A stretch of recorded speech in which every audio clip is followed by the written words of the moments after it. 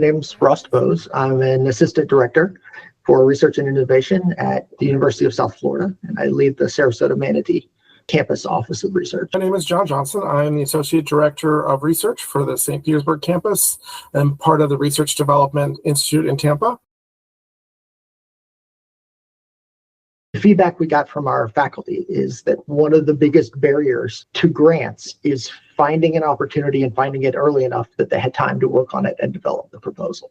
USF decided a couple years ago to cancel their subscription to Pivot, and that was made by some senior researchers who didn't see the real need for it.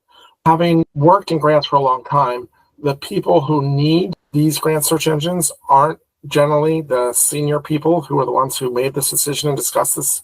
It is the junior people who do not have funding sources yet and need those smaller sources first, and their careers aren't established. Those are the people who need this type of thing most.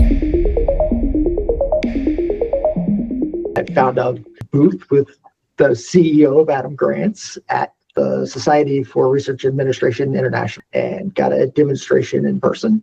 I gave them the name of one of our active faculty researchers, and they put her name in and pulled up a list of possible grant opportunities that included two of the opportunities we were actively applying for. So I think the biggest selling point for Adam Grants over the competitors at the time was the ease of entry for our faculty members. The way that Adam Grants establishes a profile with no direct input from the faculty and gives them a starting point, which they can go with and then go update themselves if it needs to be updated. But participation in some of the other products was a concern. So the ability to hit the ground running, if you want to call it that, was a big selling point. Yeah, the other big selling point would be the breadth of coverage by Adam Grants. The digging into the non-federal funding space in particular was a positive.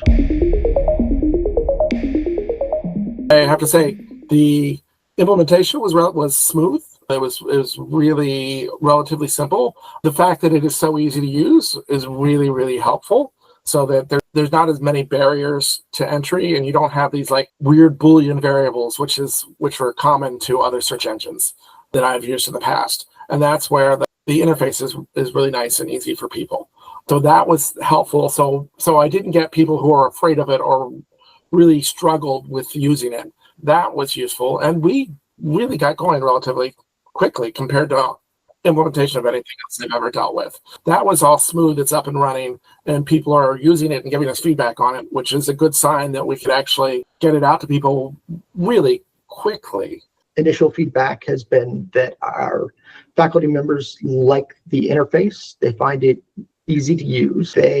We've had a few folks find opportunities through the platform and move forward with grant applications. I sent out an email to like the 60 faculty members from our campus. We got 12 responses, which actually for a survey is pretty good. And I would just ask them a couple questions to get their feedback. I got some good feedback on how easy it is to use, and a couple people found things that they're actually interested in. Overall, they definitely liked it better. And there were some who made direct comments to, I've used Pivot. This is better than Pivot. So USF has a goal of reaching $1 billion in funding. So we are very aggressively attempting to expand our research portfolio. Part of that is finding the right opportunities and matching them with the right faculty member. So I see it as a tool that can enhance the starting point to get projects moving, to get researchers going after more opportunities, and get more funding in the door. A $1 billion goal where we want to get to $1 billion in the next 5 to 6 years. So we do need to figure out how to get more faculty applying for more things and be more competitive for the things we're applying for. So this is just one in a large toolbox of things that we want to use. I would say to consider how much your faculty are engaging with the current platform and whether a platform that gets your faculty going without any input would enhance that interaction. The ease of use has been a nice way to get the project going. But the ease of use is a big thing. Like for faculty that struggle, being able to implement it right away and have our faculty use it without much training and being actually not complaining about it. To have faculty not complain about a new electronic thing says a lot.